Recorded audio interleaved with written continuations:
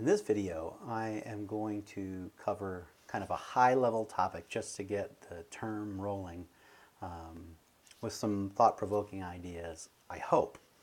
And so I want to return to a question that was probably addressed in your first programming class, your first computer science class, and that's the question of what is computer science?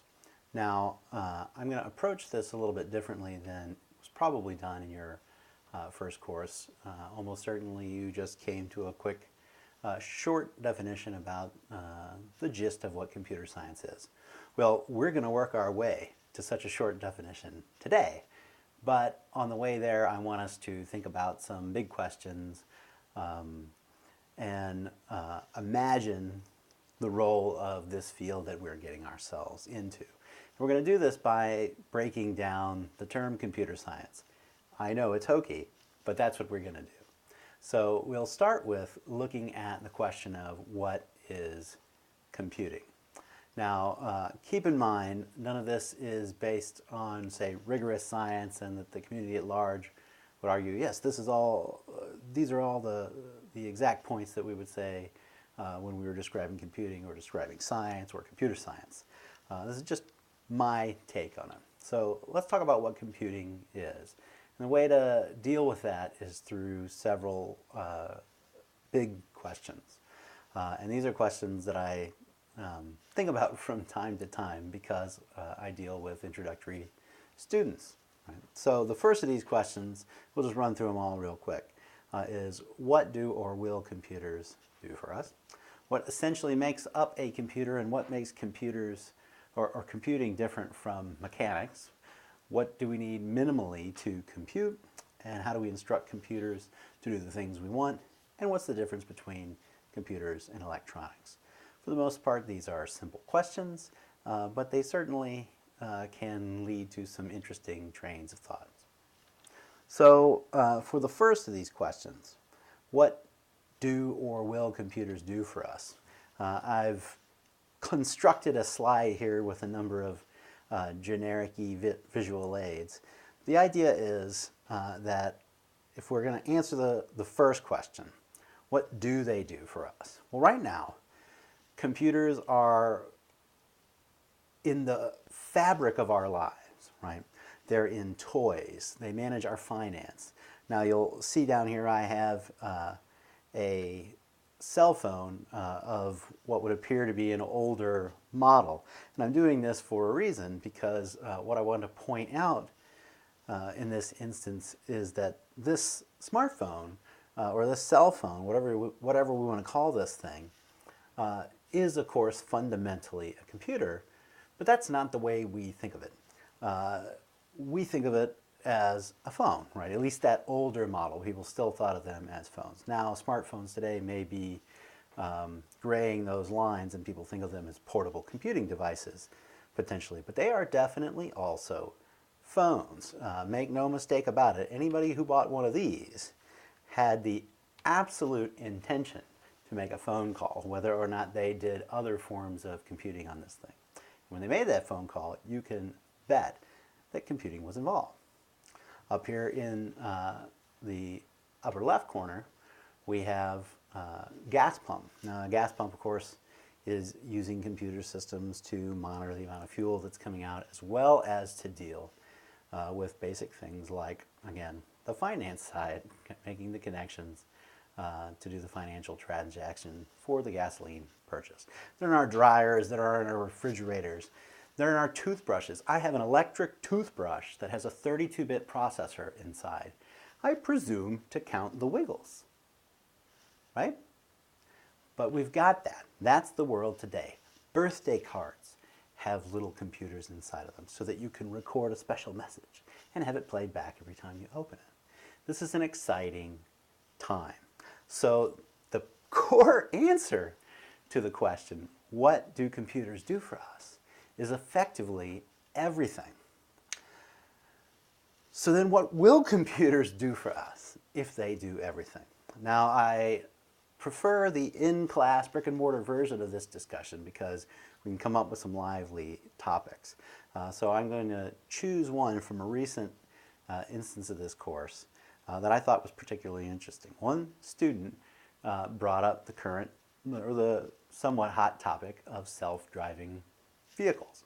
The idea being one of the things that computers will do for us that they don't do so much of today is drive us from place to place. Now, before we deal with that directly, I want to step completely outside of this conversation into something seemingly totally tangential, but it's not. I love thrift stores. Not because I want some ironic clothes, but because I want to find unusual things just to look at for a moment and think, there's an unusual thing. And I really love looking through books at thrift stores because there are all kinds of books that I would never see had I not seen them in a thrift store. Now, once in Alabama, near the Tennessee border, I was in a thrift store, and I believe it was associated with some church, and there was gobs and gobs of unusual encyclopedias with a weird kind of a religious spin, which I thought was interesting. So I couldn't help but decide to page through an encyclopedia. Not the kind of thing I would normally do. But naturally, I decided, well, the first thing I'll look for is computer. What is the computer in this old encyclopedia? And it was from the very early 60s, I think. And when I found the entry for computer, right next to it was this great illustration of a computer of the future. And if you're familiar with the paintings of Hopper, very often there are these scenes in an office setting where a office assistant is doing something like putting papers into a filing cabinet, but with her body twisted in some unusual fashion. So this illustration was something like that, but instead of a secretary, there was a robot. It was one of these great robots that was like a cylinder with a bunch of really skinny arms and balls for elbow joints on all the arms. But outside of that robot, it was basically an office from that period. There was a desk. On the desk was a typewriter. There was a coffee pot on the wall. There was a clock. Things like this. But what was different is, instead of the traditional office assistant, was this cylindrical robot with a whole bunch of arms. And some of those arms are typing away at the typewriter. And another set of arms are simultaneously filing things in the cabinet. Another set of arms are pouring a cup of coffee from the coffee pot, while another arm, as I recall it, was holding a wand with a robotic eye at the top that was looking at the clock, presumably so the robot could keep on schedule. All right, so in the past, this is something that at least someone felt computers would do for us in the future. And what's really exciting about that vision is that it's absolutely and fundamentally correct, except that the manifestation of it is entirely wrong. Right? It's absolutely correct. Computers today, in the future from then, clearly deal with the management of files. You know, they're inside the coffee pot. You know, but what we didn't get was the idea that, you know, this robot using things like a manual typewriter. We didn't perceive then that the computer itself would hold the files, right? The average person, or the person doing this illustration, did not. We didn't perceive that the clock would be in the computer. So there was a manifestation that was outside of our reality. So of course, it was impossible for us to envision. So we need to seek out bizarre answers to this question, what will computers do for us? So if we go back to that student's idea of self-driving cars, which of course is not their own idea, and we hear about it already going on, research has been going on in this area for a long time. So, okay, computers will drive us from place to place. They'll self-drive our cars. And that's a short-sighted view. What will it be like in the distant future when computers take us from place to place? I would prefer, in thinking back to that bizarre robot in the office scenario, that we look wilder. Think the classic movie, The Matrix, right? In The Matrix, people are plugged in, physically to some kind of unusual computer system, and that computer system hooks up to their brain and makes them feel like they're different places. What if in the future what computers do for us relative to transportation is not actually self-drive vehicles or automate the driving of vehicles to take us from place to place, which consumes lots of physical time? What if they reach into our brains and give us the sensation of being in another place? Because what otherwise is the difference? What if that technology becomes so good that we could go to a smoky bar from the past and even get lung cancer from it, from all the secondhand smoke, because we just do it so often? I'm not saying that lung cancer is good by any means, but isn't that something, right? Wouldn't that be an interesting manifestation of the self-driving vehicle as we move to the future? So we know computers do an awful lot for us today, and they're going to continue to do more and more for us today. What's really exciting for us, I think, is to start thinking about what will those manifestations be, especially the bizarre ones that are outside the realm of our initial thought today.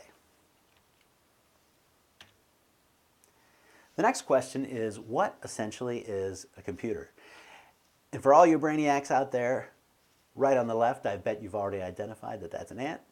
And to the right, I bet you've identified that that's a picture of an ant swarm. You're right.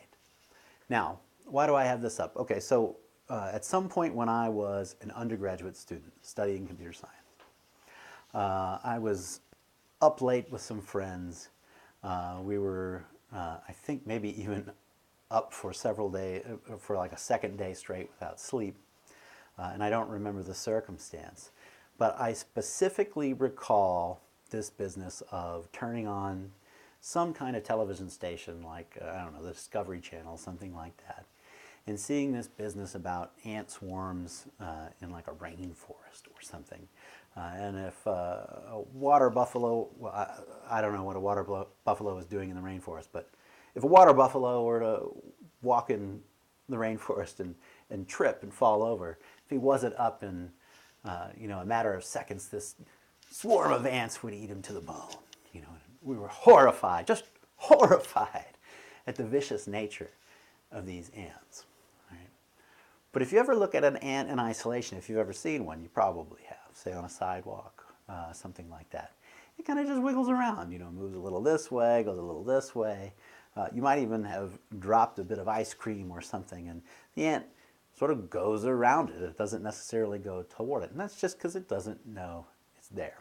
Now I'm about to drastically oversimplify ants, as well as ant swarms, but I'm only doing it to get a kind of a point across.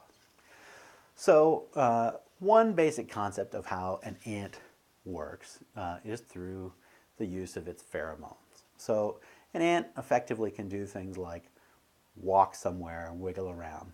But what makes it choose where to wiggle and when to move and in what direction? So if an ant stumbles upon a nice piece of ice cream, it gets real excited, right? At least some type of ant. It gets really excited and drops a bunch of really good pheromone as it runs its way back home with some of that good stuff. Now, as it's dropped in that pheromone, it's effectively leaving a sensory trail for other ants to discover. And the area around these ants is filled with new pheromone, old pheromone that's been laid by various ants all over in different directions. And so another ant is doing its wriggling around, and every time it decides it might change direction, effectively it's sort of sensing some pheromone. I sense some pheromone out this way. I sense some pheromone out this way. But maybe there's a little more pheromone over here because there are some newer pieces of food that ants have been finding. And the other pheromone that I'm sensing is just dissipating old body odor pheromone, something like that.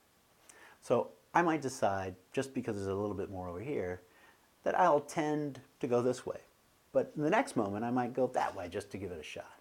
But then I'll go this way again because there's more pheromone that way.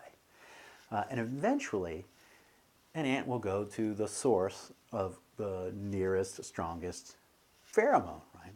And when it stumbles into that, ice cream, it's going to get real excited and drop a bunch of pheromone and head right back home. And in doing that, it's liable to lay pheromone somewhat over the track of pheromone of the other ants. And that means wherever those trails cross, there's going to be an extra concentration of pheromone. That concentration of pheromone is going to make some other ant who's, say here, sensing the extra concentration, tend to go this way. And when he finds it and gets excited and drops the pheromone and runs back home, you're going to increase that pheromone trail. And pretty soon, the ants are practically going in a straight line, walking over each other and everything to get to that ice cream until it's gone. And then they stop going because they don't bump into it as much, right, because it's gone. So they don't drop a bunch of pheromone and get excited and run home. And the pheromone dissipates. What does that have to do with computing or this slide? Right? Well, the idea is that computers, like are built upon these foundational elements called transistors. Modern computers are. And a transistor works a lot like an old telegraph switch. You know, like thing is up, no signal is going through, press the button down, whatever's over here is going to make it out here. That's a pretty simple device for the most part, right? And an ant is kind of like that. In isolation, it follows a few simple rules, you know, like sniff for some pheromone over there, sniff for some pheromone over there. Where is there a little bit more? Maybe I'll go that way with a slightly higher probability than I'll go the other way. What happens when I find food? I'll get real excited and then dump some pheromone and go home. As a side effect of that behavior,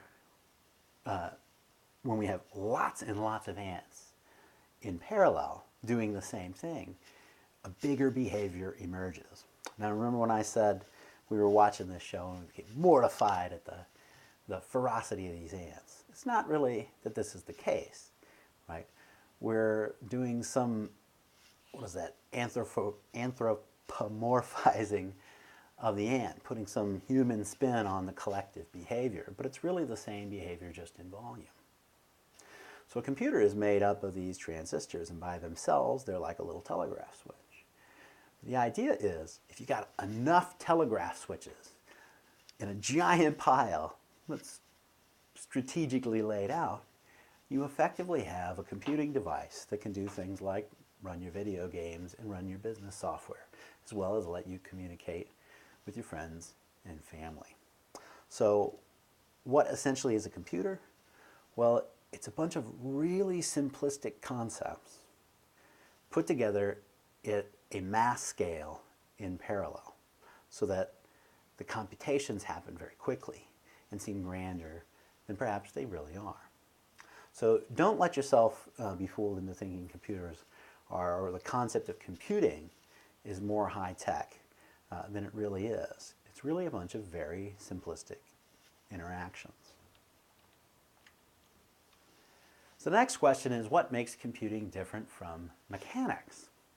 Now on this slide I have two photographs or two pictures of individuals. On the left is Ada Lovelace, daughter of the poet Lord Byron Lovelace. And to the right is her tutor, or I think he played a role as her tutor at some point, but is a man that she became fascinated with, Charles Babbage. Now Babbage had developed a concept for a computing device he called the analytical engine. It was effectively made up of a bunch of gears and things like that image to the right, which is a different device, a drawing of a device he called the difference engine. Now, Babbage was a mathematician, and this is the early 1800s. And back then, much like the textbooks of my own youth, there were a lot of books where there were tables of things like all the sine values and cosine values, because we didn't really have the computing power at our disposal to calculate those things, so we looked them up. And when you calculate those things by hand as you would have in those days, you could make mistakes, and so the books may have mistakes. And this was something, at least one thing, that interested Babbage. Now, while he was on a trip at one point, he saw something called a Jacquard loom. Now, a Jacquard loom is a device that makes tapestries, but what's really interesting about the device is that it can repeat the same tapestry. You produce these pieces of a metal, yeah, I think they were metal, with holes punched in strategic places and no holes left alone, effectively, in other strategic places. And as you would feed this thing into the machine, again, this is a gross oversimplification, you would effectively have something, we can imagine gears working like this. This is not quite accurate, but it gets the point across.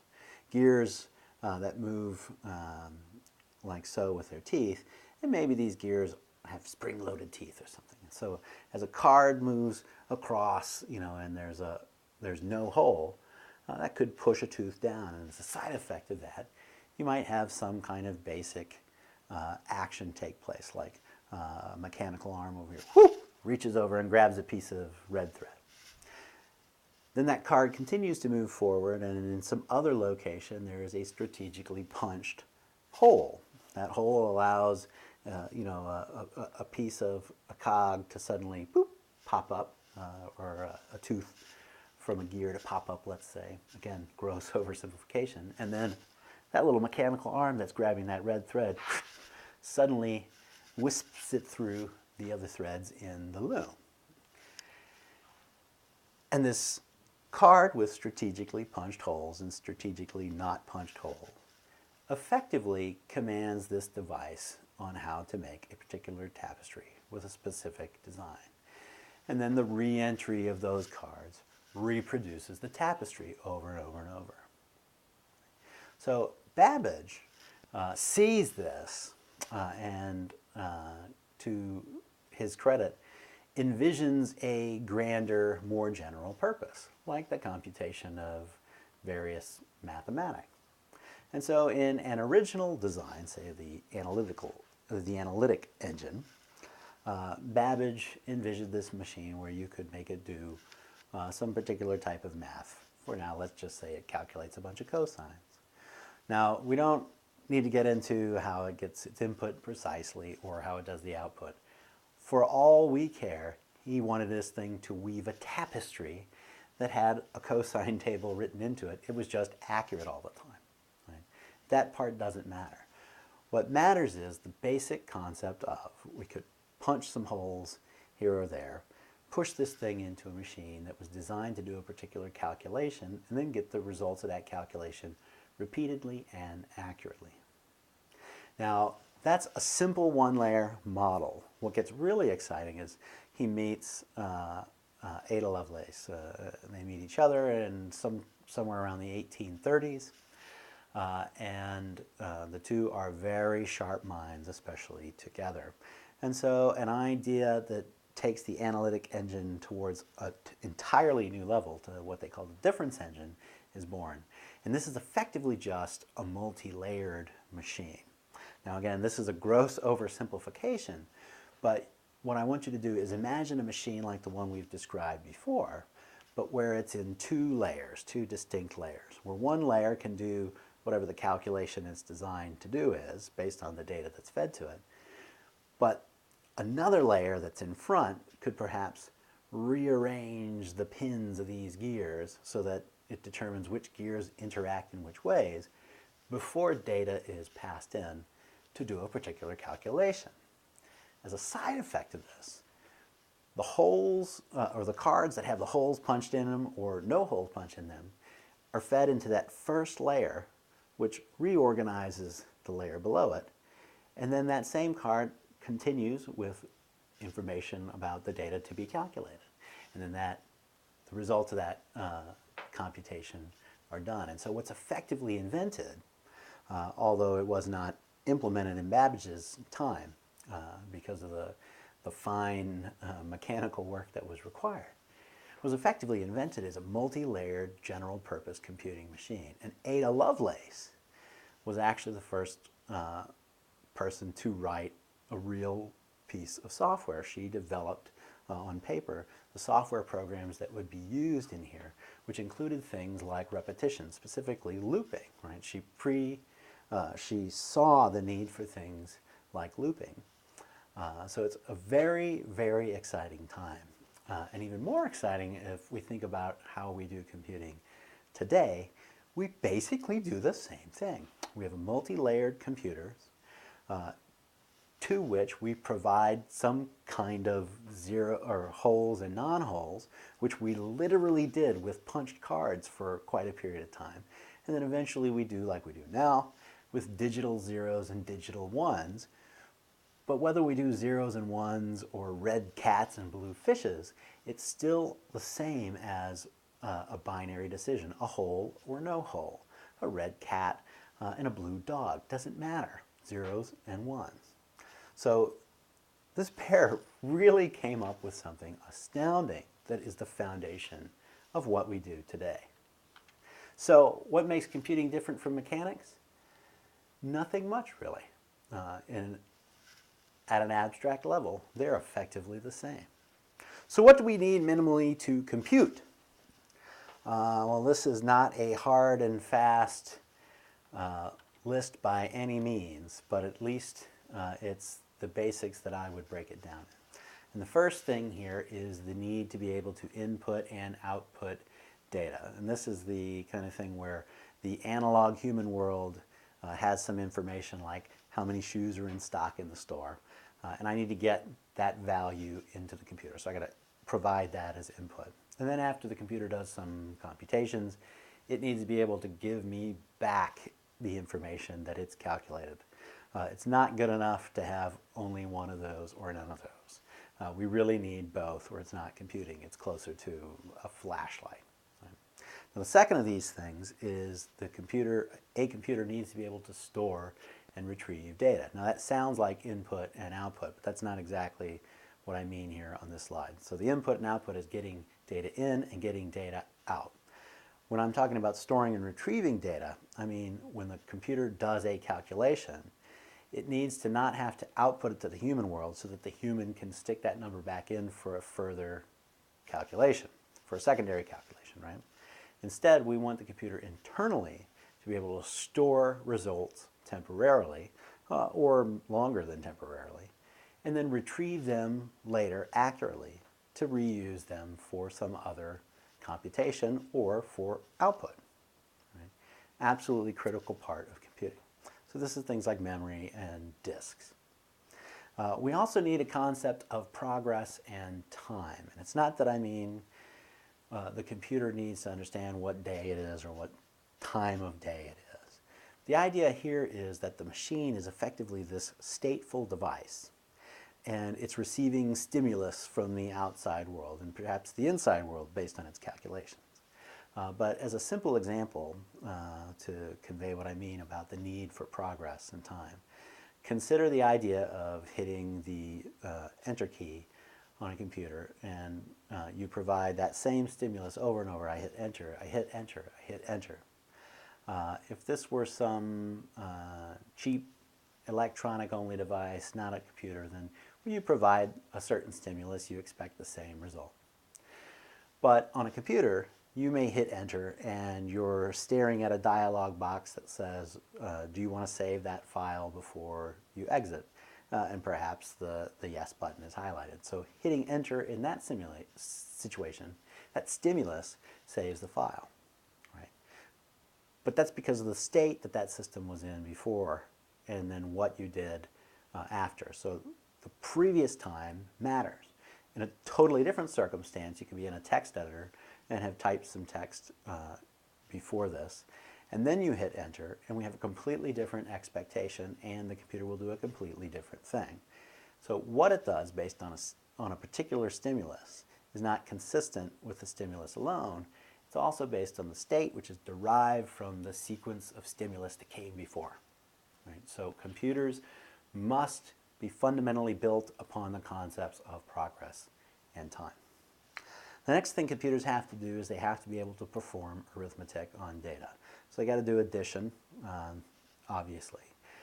They also need to be able to do subtraction. But the good thing about subtraction is it's effectively addition of negative numbers. So if you have addition, you have subtraction too, as long as you can represent a negative number.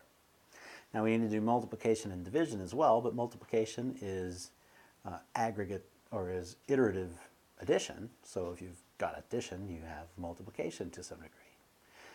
And division is effectively iterative subtraction. So if you have addition and you have negative numbers so that you can do subtraction, you'll also effectively have division. So mainly we need addition, and then we can do the rest of our basic arithmetic.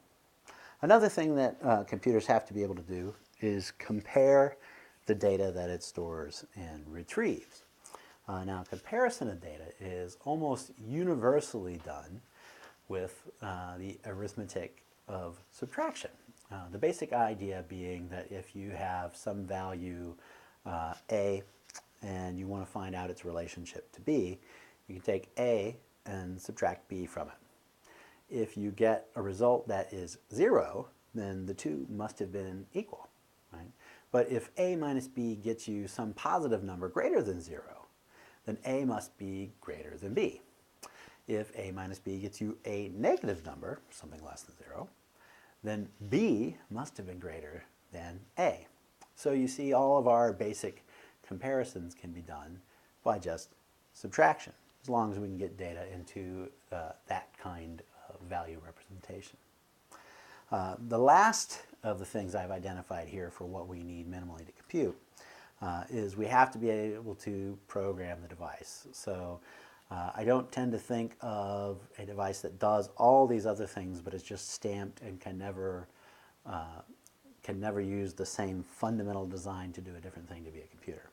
Now that doesn't mean you have to be able to say reflash the firmware so that it does something new now, or that you have to take one of these devices after it's created and be able to hook up some programming console and reprogram it to do something else. It's that the core design, the core architecture of the system is made so that it can do relatively arbitrary things. Then a piece of software is written, someone has programmed things, and then that software could be embedded directly into the hardware version of that design and stamped into a product so that it can't be changed once it's created. But the idea is that core architecture is designed to be flexible to allow somewhat arbitrary programs to run.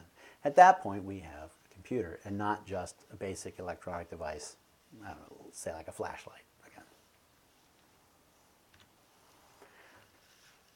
How do we instruct computers to compute what we want? Well, we do this obviously through programming. And at the bottom right here is the types of programming we do at the lowest levels. We use something called machine instructions. These are the zeros and ones that we might think about abstractly, that are literal zeros and ones on the wires inside of the computer that affect the circuitry to do particular things, like add 1 to some other number. A little bit above that is something called assembly languages, because in the beginning when we were writing everything in machine instructions, this is clearly an error-prone, time-consuming process. And instead of remembering a particular bit pattern, meaning add 1 to this particular piece of memory, instead we want to type something that looks like the words, add 1 and some memory location, or a variable name, even better. Right? So we introduced assembly languages. However, it's worth noting that especially the earliest assembly languages, these were effectively one-to-one translations to machine instructions. So for every assembly instruction that you did write, there was a predictable machine instruction or set of machine instructions that thing would be converted to in the end. And they would just be a raw translation, no fancy thought behind it, no big context. Now, above this are system-level languages. Now, with system-level languages like C or C++ or Ada, named after Ada Lovelace, of course, we're dealing with languages that are a higher level than just things like add 1 to that variable now. We can perhaps write a line of code that does both addition, subtraction, multiplication, and division all on the same line, and maybe even multiple times. We might even be able to use in one line of code, rather than one instruction, several variables in that same piece of code. But fundamentally, these languages are still based on the lower level concepts of how the computers work and how they are organized so that they can be manipulated to do things like control peripheral devices, say printers, mice, whatever it may be. And above that is interpreted languages. So this includes languages like Java, Basic, Python, Ruby, whatever other very high-level interpreted languages that you can think of. Now, the interesting thing about the interpreted languages is that they tend to be removed or abstracted away from the physical devices that they run on, in part because they run on a different machine entirely. They're designed to run on virtual machines. So Python, for example, is designed to run on the Python virtual machine, which is really a piece of system software that runs on a very concrete machine in whatever instance you run it. Right? But interpreted languages put another layer of abstraction, which is not all that different from what Ada Lovelace and Charles Babbage envisioned with their multi-layered difference engine. So what then is the difference between computers and electronics? Well, modern computers are obviously based on electronics, digital electronics. But really the thing that separates them is this notion of software, of being programmed, with a fundamental architecture not being designed for just a specific task, but instead it's fundamentally designed so that people can write software to make a certain variety of tasks happen in an arbitrary fashion or an arbitrary order. And that's really the key. All right, so that's computing, one way or another. Now, I want to move us to discussing what science is. Now, everybody had to learn at some point in time a bit about science, or the scientific method, form your hypothesis, this and that. But we're going to, again, look at this in a different way, possibly thought-provoking, I hope. And I really must say that some of the ideas here are not mine originally, but are things that have been conveyed to me in classes that I took or from faculty whom I admire or who had excellent examples that I'll never forget. But they're unfortunately too old for me to isolate, and I can't give credit where credit is due here. But I do want to point out that these come from, in many instances, other individuals that have influenced me, and I hope I can pass that on and influence you as well. So let's take a look at this motivational calendar photograph here. Straight off of some weird thing in the wall where a whale is jumping or something like that. But the basic idea behind science is that we want to understand as much as we can by understanding as few things as we possibly can. And I realize that may sound at odds.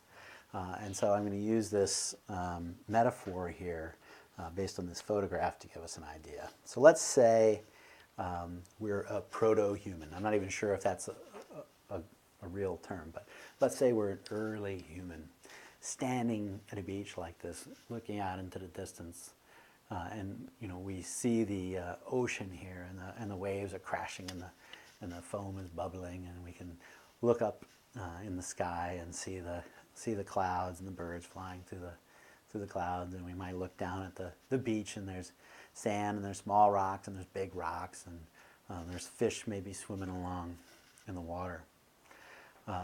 One thing we might do, for example, in such a situation is we might want to understand some of the big boulders that we've seen in other places, and we might recognize that those little pieces of sand look very much like small boulders, and we can pick up a piece of sand and investigate it. Right? And so possibly we hope, as budding proto-human scientists, that by understanding, say, this pebble, we might be able to understand the large boulders, at least in a better way. But there's more to it than that. We have to understand the challenge that we were up against as a species to get to the point today where we have these tools that we call science, that we put together and call science. Right? Before that, of course, a pseudoscience, an intuition. But I believe fundamentally human beings are scientific at heart. We're trying to put together grand notions from small things, from the understanding of small things. So we may notice, for example, that occasionally up in the sky, there's some big foam that appears. And when that big foam appears, with some probability, water will fall from it. And when the water falls, food grows from the ground and we eat it and we don't die so much. And that's good for us, right? Maybe that's something that after several generations we notice. And then our proto-human, we're standing here on the beach and we see the waves crashing in the foam, we see the fish swimming around, and we see the clouds in the sky and the birds flying. And we may realize that ocean, with the sounds that it makes and the fish swimming through it and the waves crashing in the foam, is an awful lot like the air that we can hear swishing over our ears and the birds swimming through it and the foam up above. Right? And so we notice that the water, which is very close to us and we can touch and interact with, we notice that water, when it crashes on something else, when it's agitated, it makes the foam. And we remember that when the sky foam comes and the water falls, things grow and we don't die so much. So maybe we start to get together a bunch of our friends to dance around in a celebratory fashion in an attempt to agitate the air, to create the sky foam, to make the water fall, and grow the crops so we don't die so much. Right? Pseudoscience, but the, cartoonish stereotype of a rain dance could potentially be a totally valid form of early science. I want you to think about things like that. All right. So that brings us into the future, which is not even that long ago. Several hundred years ago, right, we formalize and introduce what we know as the scientific method. Now, you've all had to learn this in grade school, and at least when I learned it, there was a 7 steps of the scientific method, but I'm going to break it down into 3 steps here. And the first of those is observation, not creating a hypothesis. First, at least in my experience as a scientist, we observe the things around us, or whatever it is that we're interested in, and then we notice something. Then we reason about those observations and develop some kind of theory about why the observations we saw happened. And then we formulate some experiment in the hopes of demonstrating that reasoning is correct and that we observe the things we expect. And so this is effectively about the creation of your hypothesis and an experiment that will test it. Right? But that's the core scientific method. And it's taken us a long time to get there. But I want you to understand why. I want you to grasp how difficult a concept this really is, or how extraordinary a feat this is for any creature at all. Because we just sort of are here, right? So let's put this in a different perspective. What if, instead of humans on Earth, we were just humans in the void? But we weren't there first. Of course, the gods were there first. And they created chess to play amongst themselves. But then they created us as an audience, because of course the gods need someone to cheer them. But they don't really talk to us. They don't mingle with us humans, with us mortals. They just play chess with each other. So imagine what that must be like for us, right? To be bound in this void, watching only chess games played by the gods who won't convey the rules to us. We effectively have to figure those rules out ourselves. And we do it through careful observation. And in the beginning, we probably didn't even care to observe. But after a while, maybe many, many thousands of individual observations and generations of observations, we start to get an idea of things like, hey, all those little bits of matter over there kind of stay together and, in the same shape. And there's another one over there that is a collection of bits of matter that has the same kind of shape and appears to move in the same kind of way. We'll call those pawns. Right? This would be an enormous amount of mental effort to get to this point, let alone the idea that we have to understand the more complicated rules. And so things like there's a bunch of, there's the thing that we'll call the bishop. And each side, each color, white and black, seems to have 2 of these bishops. And that's all there are. And then we make up rules about them. So if we think about the diagram that's here on the screen, we might say, here is a bishop. Oops, let me go back. because I accidentally clicked. Here is a bishop, and it's on green. And after we watch that bishop move around quite a bit, we might come up with a rule that bishops stay on green. And if we tested that rule with, say, this black bishop here, and we watched it over many, many games, we would see that this is true also. But that's not really the rules, right? It's sort of right, but we're missing some detail. And that's what we do in science all the time. We continually test our theories, hoping particularly to show that they're wrong so that we can learn something new. For example, we might identify that this particular bishop over here does not move on green or doesn't start on green. And so we revise the laws of the universe and we say that bishops stay on the color that they started in. And we go for hundreds of thousands of years seeing that this is correct, and so it is clearly one of the laws of the universe. But the funny thing about the universe is it doesn't always just come out and give us mortals all the details. It doesn't show us everything all the time. Some stuff happens on rare events. So a particular case as it relates to this might be that a bishop, say this one here that started on white, could be captured and comes off the board entirely. But remember, it was on white. Another pawn, say this one, moves all the way to its 8th rank. And anybody who plays chess may recall there is a rule called promotion. So if a pawn makes it to the far end of the board and on its opponent's side, then the player who moved that pawn there gets to replace it either with any piece of their choosing, or a piece of any rank. But they can choose to replace it with a piece of a rank of a piece already captured by the other player. In particular, the black player could choose to get his bishop back. And so the pawn is replaced with the bishop, and that pawn may have been on a green square. And so a bishop that started on white is suddenly on green. And us mortals go crazy, because who but the gods would understand that, right? This is our challenge. And that's science. It's long and it's slow and it's aggravating. But it's also extraordinarily rewarding. Now, there is a completely separate type of science, which we'll just call pseudoscience, and it isn't really science. But that's basically the act of approximation. And it's not all that horrible, it's just not science. So say someone decided to step into the ring with the gods.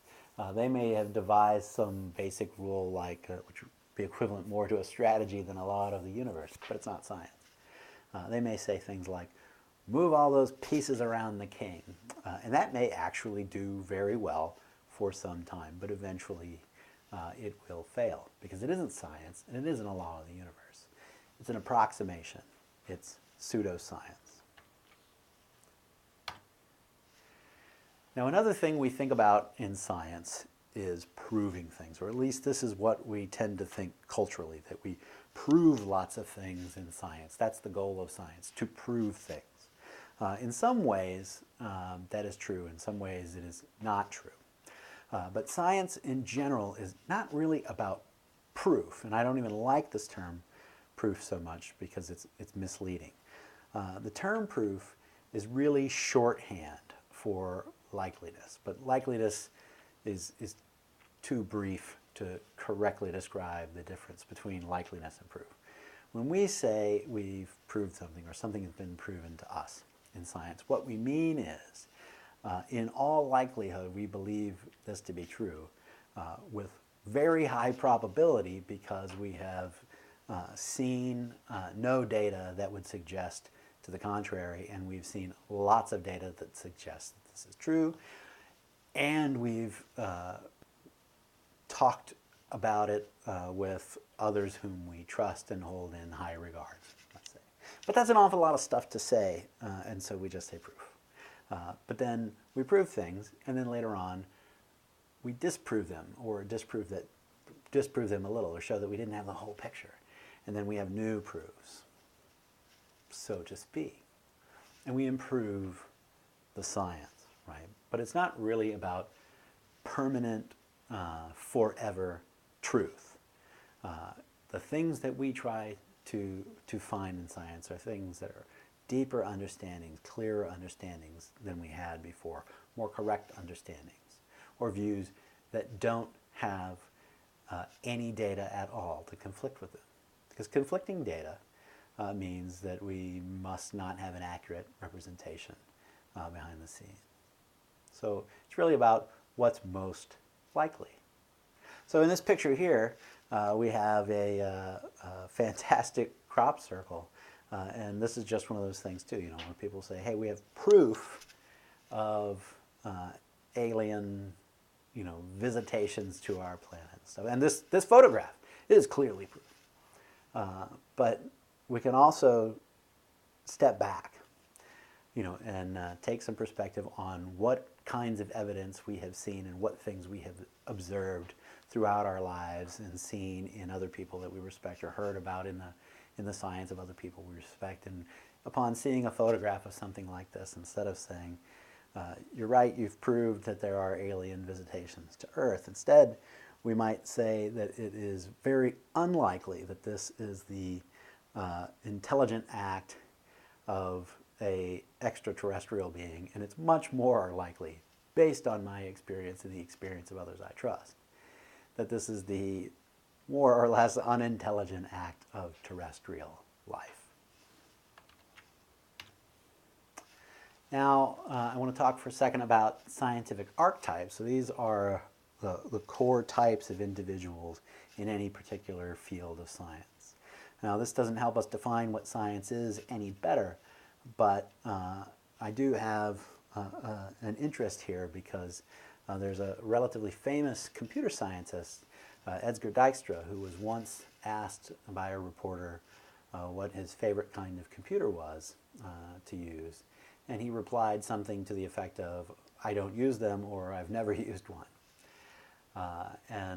This seemed surprising, so the follow-up question was, well, isn't computer science, all about computers? And Dijkstra said something to the effect of, computer science is no more about computers than astronomy is about telescopes. Now, of course, I have chosen a life path that has made me a computer scientist with a terminal degree in the field, and I teach it professionally. But when I was an undergrad, to meet my laboratory science requirement, I took an astronomy class. And at that time, I had not yet heard this quote by Edgar Dijkstra. As I became a professional educator, I thought back on that particular quote and remembered that I had taken this astronomy class from a fairly clever fellow back at Illinois College, where I had gone to school. Fred Pilcher was his name. And he's a very accomplished astronomer, has done some interesting work with NASA, has got some really fascinating papers that I've seen since I've graduated, and he's retired and he's doing research on his own. And so I thought, I'm going to contact Dr. Pilcher and pose this question to him, just out of curiosity. How much of astronomy is about telescopes? Or is astronomy not about telescopes at all? Just to give me some context to that computer scientist's view of computer science. And he wrote me back a long email that was very concise, very descriptive. And so I'm summarizing that here for us now. And that is that in science there evolves in each field three major types of individuals. The first of these is the theorist. This is the individual who has taken the results of observations that they may have done themselves, but may not have done themselves. They just take the data gained from observations and then develop theories about it. And in astronomy or astrophysics, this may be an individual like, say, Stephen Hawking, right, whom we've all heard of and passed away recently. But in order for them to get that data, there must be somebody who observes. And so a second class is the observer. And that may be the same person, or it may not be. But there are many people in a field of science whose primary work involves the observation of different phenomena or collecting of data. Now, for astronomy, this might be someone like Edwin Hubble from the Hubble telescope. Of course, is named after him. But to make those observations, we need refined tools, say telescopes. and so on to deal with these things. And I remember that quote about astronomy or computer science being no more about computers than astronomy is about telescopes. Well, we need telescopes to do the observations that allow us to come up with a theory that gives us a complete or a more complete understanding of astronomy. And so a third archetype is what we'll call the tooler. An instance, or an example in this metaphor will be Roger Angel at the Keck Observatory. He's in charge of the design of these very huge and extremely thin reflective mirrors that go into reflective telescopes used for all kinds of observation. So there are these three major types, and really the bottom two have to deal an awful lot with telescopes. And so I at least pose to you that computer science can be, for an individual, very much nothing at all about computers, but about the nature of computing and what can be solved, what could be computed, and what could never be computed. No matter where we are in the universe and no matter how many rubies we stick in the computer. Right? There is that possibility of computer science. But the reality is most of that work is still going to, or a lot of work, is still going to rely on the interactions with the computer, the collection of data using computers and the development of the computers themselves. Now, not all computer scientists by any means will actually build computers. As any field develops, the separation between these three archetypes just increases because there's too much to learn. And eventually, no individual can be a master of all three. Only in the birth of these fields can we ever really see this as evident, or see this as a real possibility. And just to be clear, in that same metaphor, say astronomy, we could say maybe somebody like Galileo would be one of these who makes his own observational equipment, does the observation, and then develops the theories that he takes further. So, we've said what is computing. We've talked a little bit about what is science, at least in one form or another. And so now the time is here to answer the question, what is computer science?